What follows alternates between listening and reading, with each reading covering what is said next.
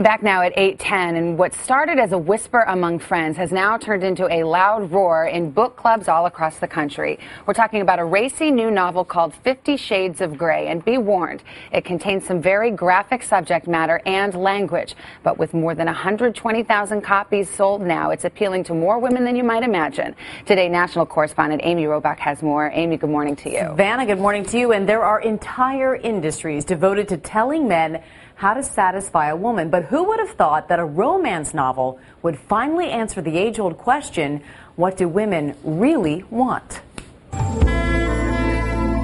There's a dirty little secret in the suburbs. I just was kind of like, I was just breathless. And it's not the change of a diaper. It was very captivating, I have to say. Things were going around and I could not stop. The truth may shock you. An amazing fantasy. I don't know what I did. But the fantasy isn't in a tropical paradise.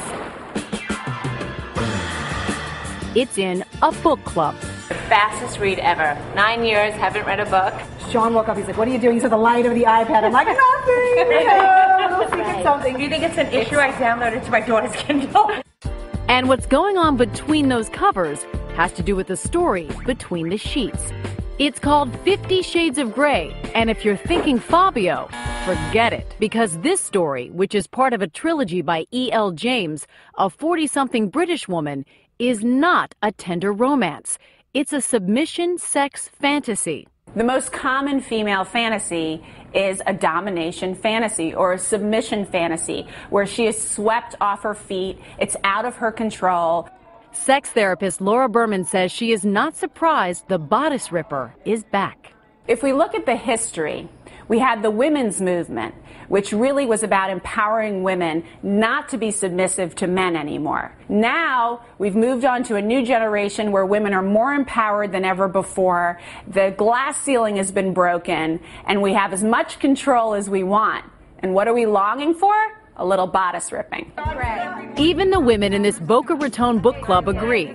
Although they like the control in the boardroom, they would like a little less in the bedroom. It's nice for a man to take over in the bedroom than you having to please the man after you've just made dinner and did everything else. But a word of caution about taking the fantasy into reality. It's one thing to fantasize about your neighbor when they're mowing the lawn. It's another thing to actually really want to act on that fantasy. Although these 50 Shades fans say their husbands are not complaining. My husband and I shared some very good times together because of this book. And maybe the book should land on the other side of the nightstand. Every man should read the book. If men only read it, maybe it wouldn't be such a fantasy. Well, we've already been getting a huge viewer response about 50 Shades of Grey on our website. And some viewers have, in fact, been writing in concerned that the author plagiarized from a story called Master of the Universe on a Twilight fan fiction site. Well, we can confirm that E.L. James was also the author of that same story. Savannah, back to you. All right, Amy, thank you. Dr. Drew Pinsky is a practicing physician and host of Dr. Drew on Headline News. And Logan Levkoff is a relationship expert and author of How to Get Your Wife to Have Sex with You. Good morning to both of you. Good morning. We've got a doozy here. Let's just put this out there to start. This is not some steamy novel. It's not Harlequin. It's not Jackie Collins. It's explicit. It's extremely graphic, and there are parts of it that are disturbing. So, Logan, I ask you, what is the appeal? Well, first of all, I think that we differ. I don't think it's so disturbing. I think it taps into a fantasy that a lot of women have in terms of role playing, getting out of their comfort zone. And I think it's really about women being able to use their imagination to turn on. That's why women enjoy erotica. It's not visual. You can use your imagination. And we can explore things we would not explore in real life. But there is something about this. It's not just a matter of steamy sex scenes. The context is this bondage, this submission, and frankly, stripped bare violence against women. I mean, this is the characters in the book. The man takes this young woman who's a virgin, college age, and introduces her to this world of, in some case, physical pain. Dr. Drew, I mean, does this disturb you at all? It does disturb me, actually. And we're actually going beyond the issue of people often start this discussion by saying, well, men are aroused by watching visual material, women are aroused by the sort of hearing about material, using more of their brain, quite literally. But the fact is, this is going beyond that. And as Laura Berman said in that little piece, the swept away fantasy is a common fantasy, but as you're saying, Savannah, it's going beyond that into actual violence against women. And I got to tell you something. This is the part maybe I'm going to get a little controversial heat for, but there's a lot of violence against children in this country.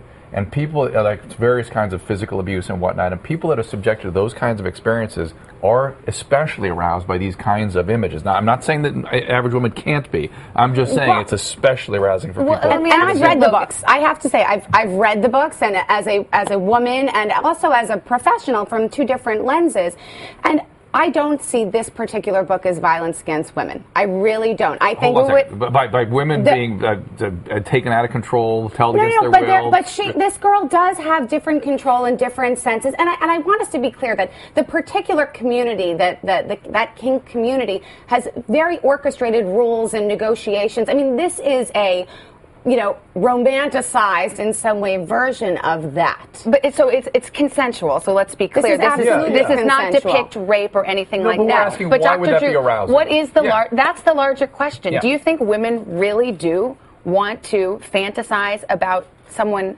causing them physical pain? The book deals with that, and they don't sugarcoat it. It is physical pain. It is, but in some cases, it's different kind of sensations. It's not as simple as pleasure versus pain, and I think that's the big piece of it. And it's not that women want to fantasize about these things. It's that sometimes we do. Sometimes we can be turned on by it, and it doesn't mean that we're acting it out or have any desire to in real life. These books are selling. That's the bottom line. The fact is, they seem to be interested in this material, and they seem to not be able to put it down. You said yourself. Yes, I could put it down. Well, okay, there's somebody who liked it. You were disturbed by it. I am not interested in it. I don't read it, but I think I'd be very disturbed by it. One thing that a lot of the women we talked to in the piece said that it actually spiced up their own relationship. So good. Yes. That's a good thing. That's a good thing, right? I mean, particularly these days when people around perimenopausal age and whatnot might be having some drop in libido. That's a great thing. Take a medication, that way you read a book. Fantastic. But it says something socially about us that's a little bit disturbing. That's what I wonder. Do women, is that really where we've come after 50 years? But women have the power. I don't think this is political, and I think that we have to get out of some of that fantasies are sometimes just fantasies, and there are ways for our minds to explore things we wouldn't tap into.